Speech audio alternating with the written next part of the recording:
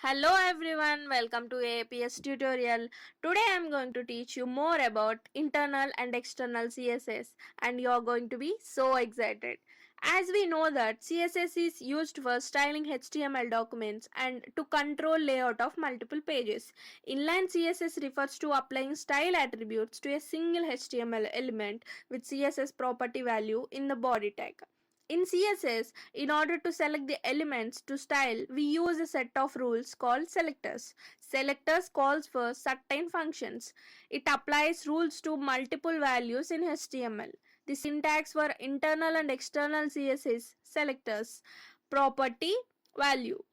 What is internal CSS? Suppose if we want to apply style attributes to a full page and to define specific attributes for the whole page, then we use internal CSS. And internal CSS is defined inside the head section of the HTML file. Rules are declared inside the style tag. Example, to set one color for all the headings of the page and another color for the paragraph. Similarly, body background color can be set. The styles are applied to all the elements specified in the style tag. What is external CSS? If we want to make changes on multiple HTML pages by manipulating a single file, we make use of an external style sheet. CSS styles are declared in an external file saved with extension CSS. This external file must not contain any code. To access the internal style sheet, we add a link to it in the head section of each HTML page so that it enables to change the look of the entire website by simply altering just one file. The CSS file is linked with HTML using the following code. Open tag link relevant equals to open quote style sheet close the quote href equals to open quote style.css close the quotes close the tag. If more than one rule is declared for the same element, then the browser follows the order of precedence, increasing order of precedence.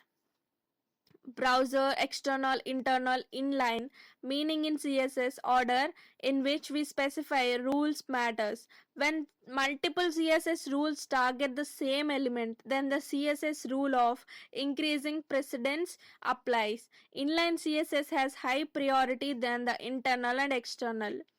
Tip: if a developer wants to the browser not to follow the precedence order and apply a specific property, then important keyword is used. Syntax is given as P, font family, Comic Sans, MS important. Finally, I would like to conclude with the following points. The internal CSS is defined inside the head section of the HTML file. CSS styles are declared in an external file saved with extension CSS. The order of precedence is followed by the browser if more than one rule is declared for the same element.